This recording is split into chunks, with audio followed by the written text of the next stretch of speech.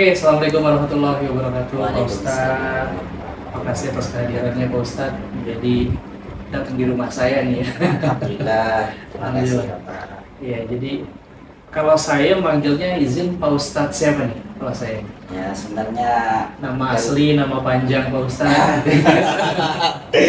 kalau sebenarnya saya itu biasanya dipanggil Ahmad Subli Pak. Oh, Ahmad Subli. Tapi kalau sehari-hari itu, tapi di KTP saya itu Sudiono. Nggak tahu ibu ini. kenapa bisa beda tuh Pak Ustadz? Kurang tahu Pak. Oh, gitu. Mungkin orang dulu gitu. Mungkin kan kebiasaan mungkin yang yang keren kan Ahmad Subli mungkin gitu kan Ahmad Subli. Kalau Sudiono itu kan agak ke Jawa. Sedangkan asli dan lahir di Asli saya kalau aslinya dari Madura, tapi saya tinggal di Kalimantan Barat. Kalimantan Barat. Mulai Pak Ustadz berarti kan ikut ya, kalau saya kan kenal nih ya, dan kalau kita buka kita kenal Pak Ustadz ya. Saya karena ada anak saya yang pertama ya Pak Ustadz ya, Iya. kan tinggal di Bekasi ya. Kalau ini lingkungan di sini paling dekat saya kan ke Masjid Al Ikhlas Nah, iya. gitu ya. Terus ya di situ anak saya belajar pendidikan agama lah ya di situ ya. Ya salah satunya sama Pak Ustadz Abdul Razak, terus sama Pak Ustadz Umam gitu kan. Nah, terus dikenalin lah nih sama Pak Ustadz gitu ya, dan makasih banget udah datang Pak Ustadz ya. Nah, terus kalau Pak Ustadz udah berapa lama di Bekasi nih sekarang? Oh, saya alhamdulillah baru mungkin 10 hari. 10 hari. 10 hari. Dalam perjuangan menuju Bekasi itu sungguh besar. Saya ke Bekasi itu kan terkadang orang dari Kalimantan itu pakai pesawat. Tapi saya tidak pakai kapal. Jadi jangan Bukan kapal Bapak. Ya, perjuangannya itu 2 hari 2 malam baru sampai. Oh, oke. Tapi perjalanan itu sungguh mengesankan Pak saya. Mengesankan. Ketika saya sampai di Tanjung Priok itu tempat pelabuhan itu, saya mau langsung ke Bekasi bagaimana, tidak langsung bagaimana, saya bimbang. Takut ke Bekasi nanti kena begal. Takut saya mau pesan mesin itu, saya takut kena begal, dibawanya asal kan kami nggak tahu. Masya Allah, tapi kehendak Allah kami dipertemukan kepada sahabat kami Ustaz Abdul Razak dan Ustaz Umar. Alhamdulillah selamat sampai Bekasi, dan juga doa dari orang tua. Saya sendiri Pak. Oh, sendirian. Aduh jantan kan lagi. Jantan sudah alhamdulillah. Iya. Ya ini insya Allah Pak Ustadz, jadi di hari ini gitu kan, nama channel kami itu sebetulnya Niasta Family ya. Oh, Niasta Family, kalau sebelumnya namanya Niasta Family, sekarang ada NFO gitu Pak Ustadz ya, Niasta Family Official. Masya Allah. Nah sebenarnya insya Allah ya kegiatan-kegiatan yang sifatnya sebenarnya tadinya untuk anak kami bermain kita dokumentasikan gitu kan ya. Terus makin berkembang ke sini ya insya Allah kita pengen, ya tadi saya khusus saya pribadi gitu ya, untuk pengen belajar sebenarnya. Oh, iya. Ngajak konten-konten ini pengen belajar yang kita dokumentasikan lewat YouTube ini, lewat channel Niasta Family ini Pak Ustadz gitu ya. Dan boleh tahu gak sih Pak Ustadz, kalau tadi perjalanan dari Kalimantan menuju ke Bekasi, nah kalau pendidikan dakwah atau di bidang agama sendiri, Pak Ustadz punya background seperti apa sih Pak? Insya Allah Pak ya, cuman dulu itu saya mondok di Madura. Sudah di Madura itu di Pondok Pesantren Darut Tauhid di Jilan itu selama 6 tahun. Tapi saya setelah mondok di Jilan itu sama pondok itu ditugaskan di daerah yang mungkin itu menjadi kenangan bagi kami Pak. Iya, mengapa saya menjadikan kenangan 1 tahun itu Pak sama Ustaz Umar? Karena perjuangan dan rintangan. Satu, ketika ya mohon maaf gak ada air gitu. Terkadang kami itu ya di perjuangan tersebut apa ya, tidak ya mungkin kata dokternya itu sampai tidak mandi sehari karena kekurangan air. Ada di daerah satu daerah di Madura itu terkadang kalau musim apa tuh Kemarau ya? ya itu nggak hujan Pak. Kan di gunung itu susah cari air. Darul Tauhid itu pasti satu yayasan dengan yang punyanya apa namanya Adi. Bukan. Oh, bukan ya? Itu lain itu. Darut Tauhid Injulan itu santrinya Syekh Muhammad bin Oh. Alawi Ahmad itu. Oh, memang asli dari orang Madura sana ya. Bukan, yang saya Muhammad itu orang Mekah. Oh, orang Mekahnya ya. Mekah. Dulu Saifah. Kalau guru saya itu dari Madura sama. Alhamdulillah bisa menimba ilmu di sana. Lu satu pondok ya Pak Ustadz ya? Sama Ustadz Umam? Bukan, lain. Oh lain ya? Tapi kami sama Ustadz Umam itu dipertemukan di satu tugasan Pak, di satu tempat yang sama berjuang berdakwah gitu. Walaupun banyak rintangan itu, mengopani santri yang agak nakal, Iya. yang nggak punya, kata kasar itu nggak punya kuping, kayak gitu. Masya Allah. Alhamdulillah kami sama Ustadz Umam itu bisa menempuh selama 1 tahun Pak. Oh, satu tahun. Jenjangnya apa sih Pak Ustadz kalau di sana mondok di sana tuh setara SMA atau MA Pak. MA ya? Tapi alhamdulillah saya itu sudah kuliah, sudah selesai. Alhamdulillah di Surabaya. Surabaya ya? Surabaya. Berkat perjuangan ibu orang tua dan juga berkat doa ibu dan kami. Alhamdulillah. Alhamdulillah juga udah di Bekasi sekarang. Alhamdulillah juga di Bekasi. Ini mungkin jalan kami menuju Jalan ridho Allah Subhanahu wa taala. Saya juga ya hari ini gitu ya, kita kan berarti juga insya Allah ditakdirkan sama Allah ya Pak Ustadz, Iya, bisa Pak. bertemu lewat Pak Ustadz Imam, izin lewat Pak Ustadz Abdul Razak gitu ya. Nah jadi Pak Ustadz, kalau Pak Ustadz pernah mondok dan ya mengetahui ya bahwa generasi juga sudah mulai berubah. Jadi kan Pak Ustadz bilang bahwa ya sempat apa ya mengelola atau memanage santri-santri gitu kan. Nah, sebenarnya kalau kita berangkat, ini kan bulan Ramadan ya, Pak Ustadz, Iya. masuk Ramadan ya insya Allah. Mungkin agak berbeda nih, ya kan dengan tahun-tahun sebelumnya, atau memang sama sih Pak Ustadz Ramadan tahun ini, dan kita nih sebagai ya generasi muda, generasi penerus ya, yang kalau dikatakan millennials, ya bahkan kesini udah mulai generasi zillennials, generasi Z. Nah, menurut Pak Ustadz, apa yang membedakan? Dan harus seperti apa nih kita memaknai Ramadan ini Pak Ustadz? Ya, kalau menurut kami pribadi sebenarnya Ramadan itu adalah bulan penuh keberkahan, bulan penuh dengan ampunan, bulan penuh dengan kebaikan. Jadi kita dalam konteks Ramadan ini kan tidak lepas daripada puasa. Puasa, semua orang Islam itu kan diwajibkan puasa tanpa terkecuali. Ya, kita membahas masalah puasa dulu. Puasa itu kan secara menurut Fathul Qorib itu, kitabnya itu adalah menahan diri kita dari sesuatu hal yang membatalkan. Itu adalah al-imsak, itu puasa menurut bahasanya. Dan juga ketika kita membahas masalah puasa, puasa itu menurut syaratnya adalah puasa itu secara syarat yang dibenarkan oleh syarat adalah menahan diri kita dari makanan, ya, dari minuman, Betul. ya, dari minuman. Ya kalau nggak minum nggak puasa dengan niat yang tertentu.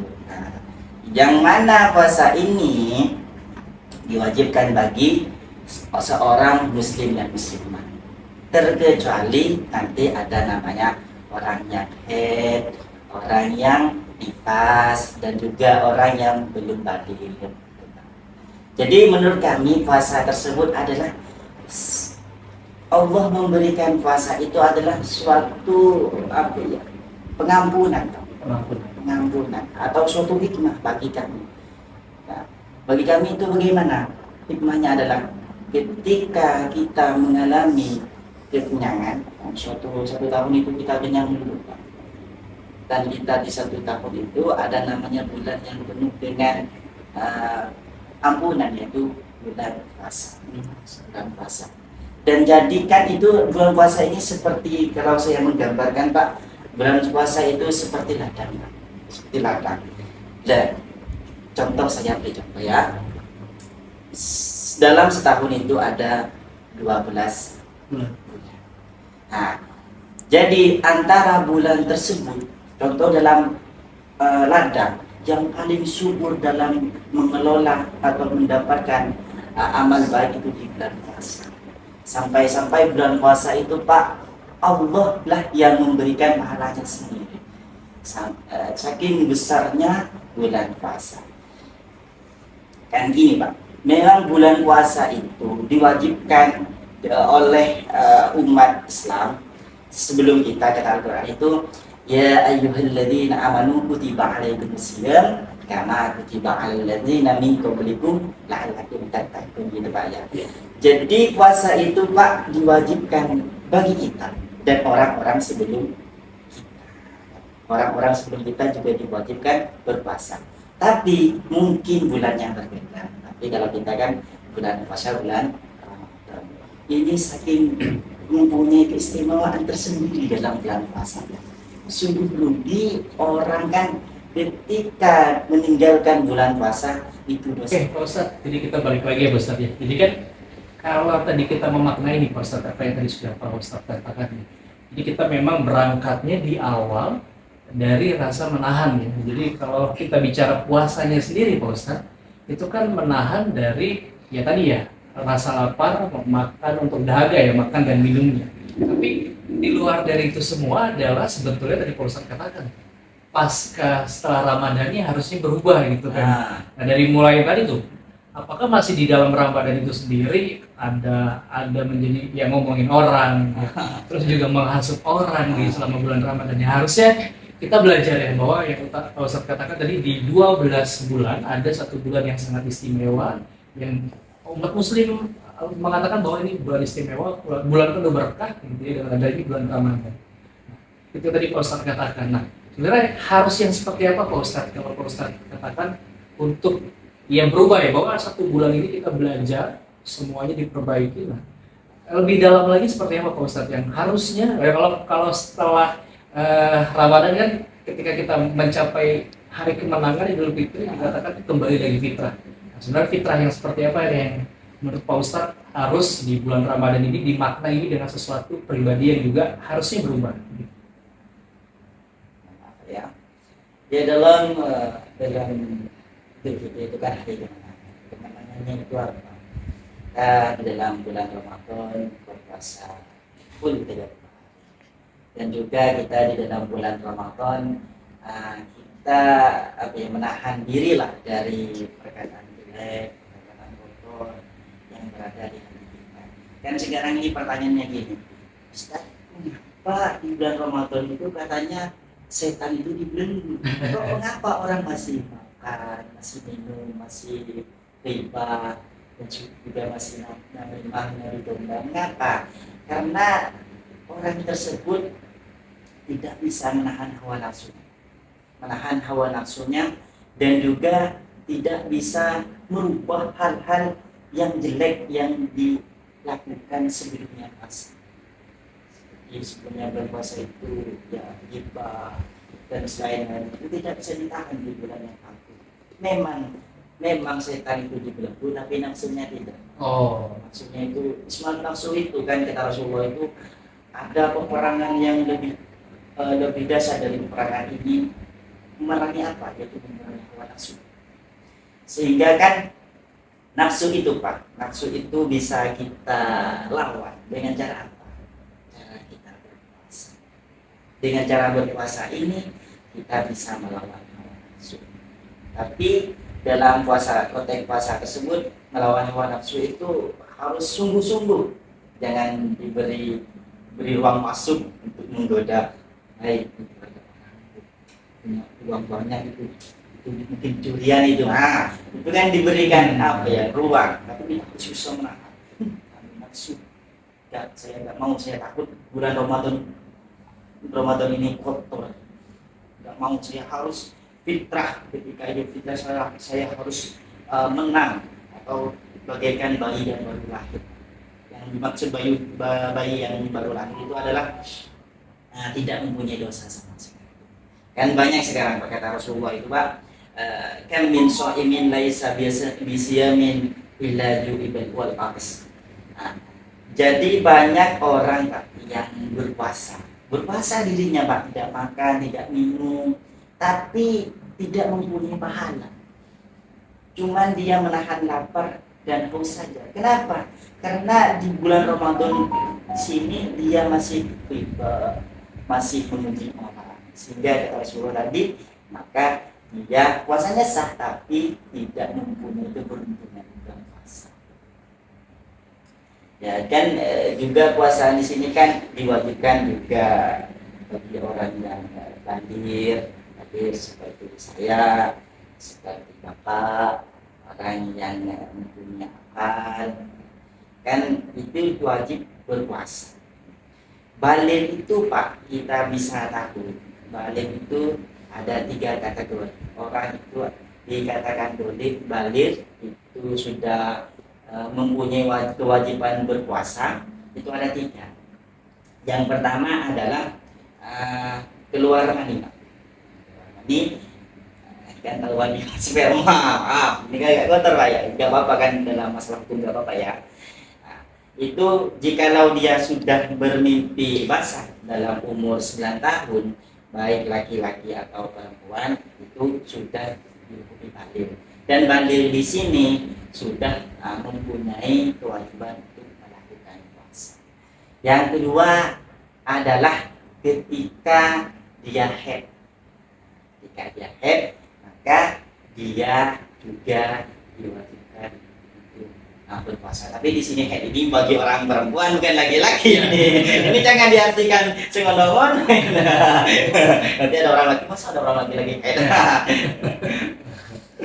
Yang ketiga ini ketika tidak keluar haid atau tidak bermimpi basah, itu apa menjadi ajalnya? Ketika umur 15 tahun. Nah, laki-laki atau perempuan jikalau sudah umur 15 tahun keluar mani sebab tidur atau sebab disengaja atau haid, maka walaupun tidak keluar hal sedemikian, maka itu dikatakan balik. Nah, ketika dikatakan balik, maka itu wajib berpuasa. Nah, sekarang pertanyaannya begini Pak. Nah, Ustaz, anak yang belum balik itu pahalanya lari kemana gitu? Kan nggak diwajibkan berpuasa lah. Ketika belum balik itu tidak mendapatkan apa-apa. Karena orang yang belum balik itu Pak, ketika melakukan maksiat itu tidak mendapatkan dosa, jika melakukan kebaikan itu tidak mendapatkan pahala. Tapi dalam hadis Rasulullah itu ketika orang itu ketika orang itu mengajak kebaikan, maka dia juga memperoleh kebaikan tersebut. Nah, jadi bapak itu diwajibkan untuk mengajari anak, diajari dari kecil, dari umur 7 tahun ke 9 tahun ke ketika belum balik Pak ya. Lah nanti pahalanya itu lari kepada bapak, karena bapak yang menunjukkan terhadap kebaikan dan melatih anak agar bisa berpuasa 1 bulan, atau juga membuat pelajaran ketika tidak bisa 1 hari kalau belum balik itu puasa dahar, puasa setengah hari kan menjadi contoh pelajaran. Jadi memang harus kalau kita untuk pelatihan ke anak khususnya Pak Ustadz ya, memang sudah harus sejak kedini ya, dimulai harus sejak dini. Oke. Dan terus tadi Pak Ustadz juga sudah katakan ya bahwa kewajibannya udah pasti sehat terhadap rohani, sehat terhadap jasmani juga, dan juga itu sudah dimulai diwajibkan ketika ya balik tadi atau balik tadi. Itu makanya diwajibkan ya harus berpuasa ya dengan syarat yang tadi ya Pak Ustadz ya. Jadi harus sehat atau ya kita kan berakal gitu ya sebagai manusia gitu ya. Makanya diwajibkan. Dan kita sangat menarik ya Pak Ustadz. Jadi kalau kita bilang memang harus ada yang berubah ya, karena mungkin saja bisa terjadi ya Pak Ustadz bahwa 11 bulan ini melakukan hal-hal yang sama. Makanya harusnya ketika masuk bulan yang sangat istimewa di Ramadan ini, ya tadi ya perilakunya, ucapannya, bahkan pikirannya ya harus berubah ya Pak Ustadz dari situ. Dan kita juga diwajibkan untuk kita yang mungkin sudah berkeluarga, anak-anak diajarkan sejak dini. Iya. Oke, makanya pahala kebaikannya juga akan ikut sampai di sini, sampai sama orang yang mengajar. Iya. Tapi kan dalam wajibnya puasa itu kan ada 3 syarat. Orang berpuasa itu yang pertama pasti Islam. Ya, maka masa orang kafir puasa. Iya. Enggak kan, Islam itu wajib berpuasa. Yang kedua kan balik kata saya tadi. Yang ketiga adalah mempunyai akal. Ya, akal di sini adalah bagi orang gila kan, masa orang gila mau puasa gitu. Ya, akal yang sempurna. Oke, berarti memang ketiga itu ya, jadi harus Islam, terus juga memang Kan balik balik. akal dan balik ya Pak Ustadz. Oke. Dan pemaknaan yang tadi ya Pak Ustadz ya, ya terakhir nih di segmen kita yang hari ini ya. Puasa kan? Insya Allah. Oh, Mas, insya Allah ini. Insya Allah ini kan hari ini masih panjang Pak Ustadz. Bahaya ini. Jadi ya kita memaknainya tadi ya yang sudah Pak Ustadz katakan ya. Jadi memang adanya perubahan ketika dilakukan yang masa dengan 11 bulan yang panjang dan nanti datangkan di 1 bulan ini, harusnya kita memaknainya sebagai umat beragama khususnya Islam, terus sebagai orang yang memang sudah balik dan juga berakal, harusnya ada di bulan ini untuk kita bisa berubah ya Pak Iya. Ustadz. Dan apa kira-kira apa namanya closing statement dari Pak Ustadz? Mudah-mudahan ini menjadi poin kita ya, bahwa Ramadan ini wabil khususnya kita harus benar-benar seperti apa ya kalau tadi kita bicara bahwa kembalinya fitrah, dari kemenangan dan seterusnya. Terakhir Pak Ustadz. Ya, insya Allah. Menurut saya pribadi, jadikanlah bulan Ramadan ini adalah bulan paling aman. Jadikanlah bulan Ramadan ini adalah bulan yang lebih baik dari bulan Ramadan kemarin. Contoh bulan Ramadan kemarin kita giat dalam beribadah, tapi di bulan Ramadan di sini kita tambahkan beribadah kepada Allah seperti ya sholat malam dan seperti baca Quran dan selain-lainnya. Kita itu harus lebih baik dari Ramadan sebelumnya. Ketika kita sudah baik dari Ramadan sebelumnya, maka kita akan bersih dan kita akan bertambah dekat kepada Allah Subhanahu wa taala. Kan gini, Pak. Tapi di dalam bulan Ramadan itu juga ada kewajibannya juga, Pak. Jadi kewajiban yang juga harus dikerjakan apa? Adalah sholat. Sholat ini harus hal pertama yang harus dilakukan dalam bulan Ramadan. Walaupun kita berpuasa dalam Ramadan tapi kita tidak sholat, ini tidak akan diterima puasanya. Karena apa? Mohon maaf, mungkin ini ya masih pembahasan Pak ya puasa, tapi kan harus dikaitkan juga sholat. Jadi gini, jadi Allah itu tidak akan menerima puasa orang, zakat orang, sedekah seorang, hajinya seorang, dan sedekah seorang ketika dia meninggalkan sholat. Intinya, walaupun kita berpuasa melakukan kewajiban dalam Islam, tapi kita jangan sampai meninggalkan yang namanya sholat. Puasa memang wajib, tapi sholat juga. Banyak kan orang sekarang mungkin ya saya puasa nah itu pemikiran yang harus diluruskan. Kalau dia bilangnya udah sholat tadi gitu ya, terus dia bilang iya, yang penting udah niat tapi nggak dilaksanain, gimana? Itu salah. Ini saja kita gambarkan, mau makan tapi dia saja kenyang apa tidak? Iya, itulah Itu analoginya saja. memang harus tadi ya, ia terlepas bulan Ramadan itu adalah untuk jalani puasanya adalah wajib, tapi sholatnya dan ibadahnya terutama Pak Ustadz ya, harus ditingkatkan ya, terutama dari ibadah-ibadah sholatnya yang tadinya mungkin di bulan-bulan biasa normal yang bukan bulan istimewa seperti Ramadan ini ya hanya sholat wajibnya aja. Iya. Tapi di bulan Ramadan paling tidak sholat sunnahnya ditambahkan ya Pak Ustadz. Ya. Ya, baik sholat rawatibnya, mungkin sholat duhanya, sholat tahajudnya, dan yang terlebih ya nggak pernah nyentuh Pak Ustadz ya. Iya. Jadi di bulan Ramadan harus dibacain. Harus dibaca, harus lebih giat lah amal beribadahnya, berubah dari kejelekan kepada kebaikan. Jikalau nanti kejelekan itu dibiarkan, maka kebaikan akan singgah. Tapi jikalau kejelekan itu kita lawan dengan kebaikan, maka insya Allah kita akan bisa mengendalikan hawa nafsu, karena kejelekan itu bisa jadi dari setan dan juga hawa nafsu. Dan jikalau kita bisa melawan hal tersebut, maka kita akan dekat dengan Allah dan juga akan insya Allah mendapatkan ridha Allah, dan juga akan kita bisa menyicipi manisnya yang namanya surga Allah SWT. Amin ya Allah, Masya Allah ya. Terakhir Pak Ustadz, untuk di Niasta Family ini ya Ustadz ya, iman yang dikatakan naik turun, nah itu gimana Pak Ustadz? Tipsnya dan kira-kira supaya kita menjaganya Pak Ustadz. Terakhir nih, ya mungkin ya ini kan gua kalau bulan sucinya Ramadannya lagi gencar-gencarnya ibadah, nah supaya nanti di bulan-bulan berikutnya setelah Ramadan, apa kira-kira Pak Ustadz tips? Tipsnya itu ya, ketika kita kan sebenarnya kan kita ini Pak, di bulan sebelumnya kita gak sebagus bulan Ramadan. Nah, kita di bulan Ramadan itu beribadah. Nah, bisakanlah kebiasaan di bulan Ramadan itu kita dikaitkan di bulan setelahnya. Ketika kita kalau bisa di bulan Ramadan itu giat dalam beribadah, kalau bisa kita di dalam bulan setelahnya kita juga tambah giat dan juga tambah giat. Karena gini Pak, sekali lagi kalau kita membahas masalah umur Pak ya, nggak ada yang tahu, biarpun saya nggak tahu, saya besok mati nggak tahu, tapi kan kita itu apa ya, jadikanlah dunia ini adalah tempat memanen amal kebaikan, dan kita akan memanennya di surga. Masya Allah.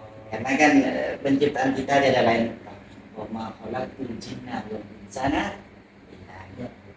Kan kita diciptakan hanya tiada lain hanya untuk menyembah dan beribadah kepada Allah Subhanahu wa Ta'ala.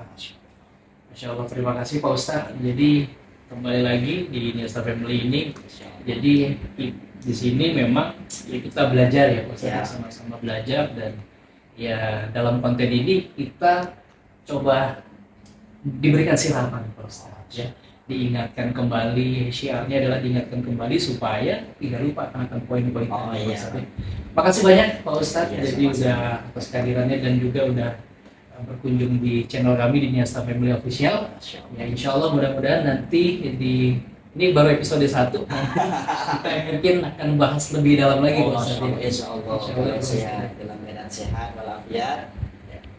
Insya Allah siap.